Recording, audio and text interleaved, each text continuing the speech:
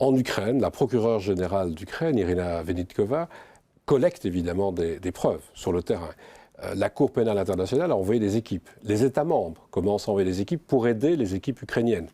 La France avait commencé avec des experts, notamment des médecins légistes, mais d'autres pays continuent maintenant et apportent de l'aide. On collecte donc des preuves en Ukraine, mais on collecte aussi des preuves dans tous les pays qui accueillent des réfugiés. Si des réfugiés témoignent de crimes de guerre, on collecte sur les réseaux sociaux, on collecte des images satellites. Alors que fait-on ?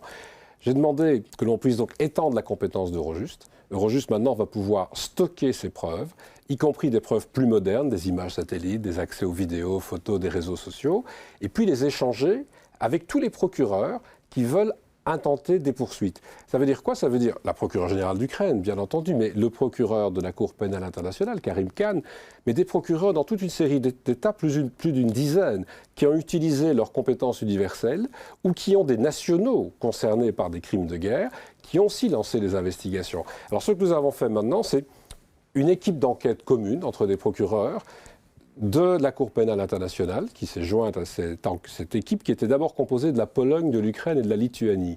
Les deux autres États baltes s'y joignent. J'étais la semaine dernière à Prague, à Bratislava. La Tchéquie et la Slovaquie se joignent aussi à cette équipe. Et donc on essaye vraiment de bien coordonner. C'est une des premières fois, vous l'aurez constaté, que l'on vit ces crimes de guerre en direct. Et donc on peut très tôt collecter des preuves, les stocker et puis les mettre à disposition, les échanger, comme vous disiez, avec l'ensemble des partenaires. Ça permettra de lancer des procès, non seulement des poursuites, mais des procès, dans une cour internationale, la Cour pénale internationale, mais aussi dans des cours ou des tribunaux nationaux.